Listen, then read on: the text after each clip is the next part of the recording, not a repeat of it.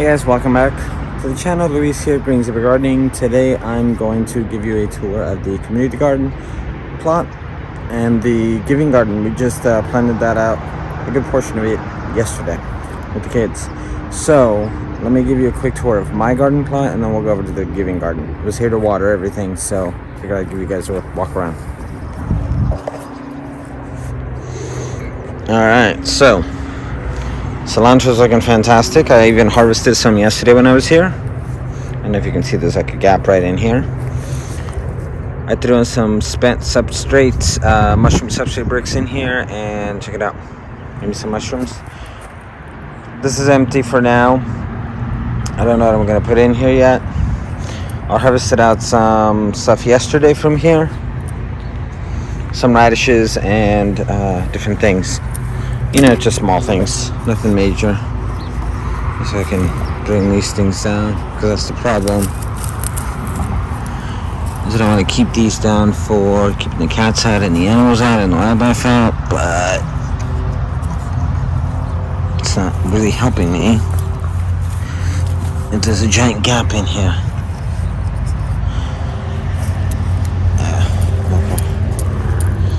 Okay. Anyway. Cabbage is looking pretty good.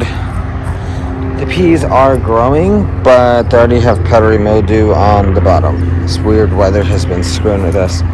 Right in the middle we have the elephant garlic with an onion right next to it. Alright, so as I was saying, I wanted to show you this, guys. I wanted to show you guys the side of it. So I knew that we had to clip back the lower leaves. That way these guys would get bigger. These are the actual Brussels sprouts. So if you didn't know, this is how Brussels sprouts grow. They're basically a small, like, tree thing. So I pulled these back. I did the same on those over there. You can eat those, you can saute those, you can feed them to your chickens, your birds, compost, whatever. I ended up tossing them in the compost. But the Brussels sprouts are looking really good. Knock on wood. This is probably the best year I've ever had for these.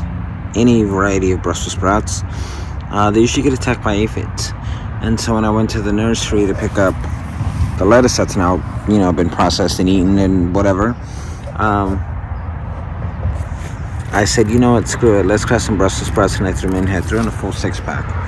I got a majority of them over there, and I stuck one over here. I thought this one and the one next to it over there, right there, were actual regular cabbages like that after I planted them, and I hadn't been here for a minute, but no, they're actual Brussels sprouts. So I might be doing okay on Brussels sprouts this year. The fava beans are looking great. They've already started producing. These are the Carsman Pink or something like that. I got these from Uprising Seeds. They're really good. We picked a few of them with my boys yesterday. They ate them right out of the pod. One of the boys, the older boy, was like, I kind of like it, but I kind of don't. The younger one said they're really good. He really likes peas. And so, yeah, he thought they were sweet like peas. So we got lots of pods coming on. So I'm very happy for that. So, these are actually not that big of a plant. These are supposed to be compact. So we have kale in here. I took out all the lettuce, or most of the lettuce. We have kale. So in the middle we still have kale. Obviously the giant plants.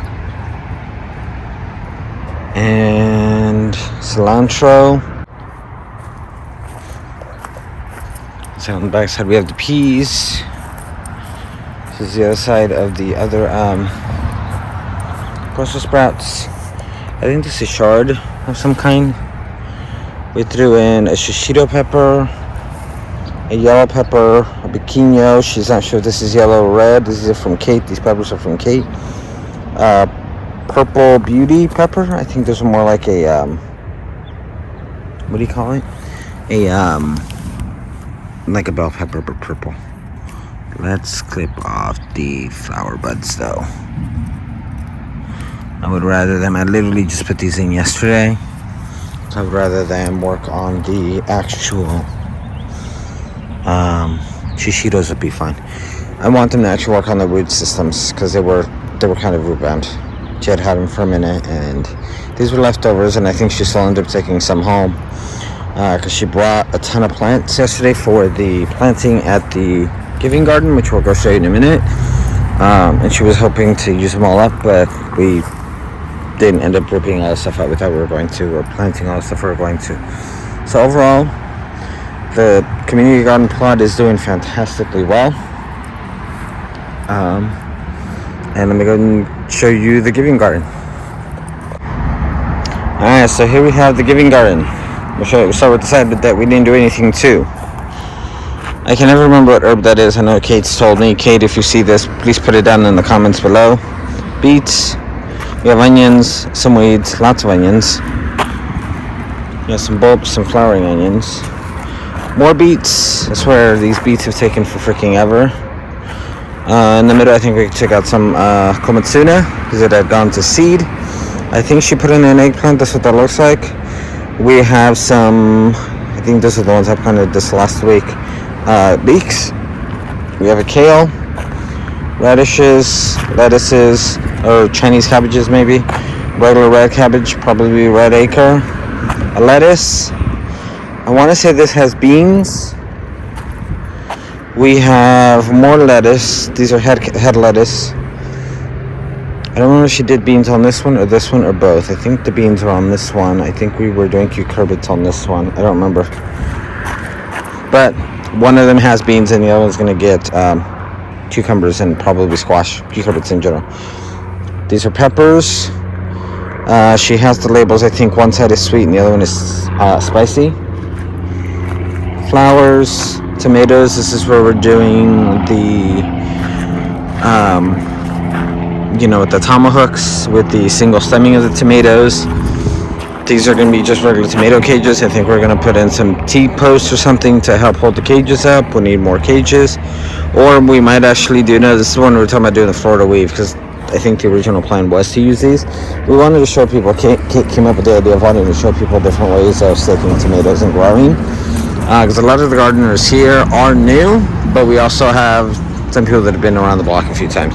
So we have a nice mix. And even if you've been around for a while gardening, it's always cool to learn new stuff. So these will get tied up a string to the hooks, just like she did her plot. It worked really well for her last summer. I'm next door to her, so I know.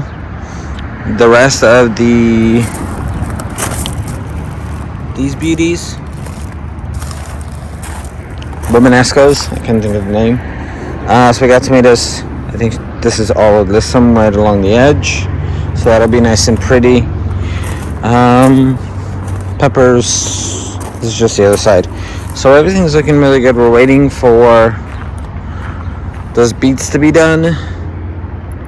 Possibly the cabbages, because I don't know how much longer they're going to be going. Oh, we threw in some bok choy. I think that's purple lady bok choy. And I think a different kind of bok choy down on the end, because it's green. Anyway, yeah, everything is looking really good. We're going to have to be harvesting and working this garden this summer. All the food out of the Giving Garden goes to the Cal State Long Beach students and their families. So we have a nice big variety here. Alright guys, so that's going to be it. Yeah, everything's looking really good. I got to come back over here and grab my mushrooms, grab my hand watering, my wand. The fava beans were in my pockets. And I just took some cilantro home yesterday, so I think we're good for a minute. If we need more, then we can always come back. We're not that far. That's the great thing about this community garden. It's not that far from me. Alright guys, well that's going to be it for now. I will go ahead and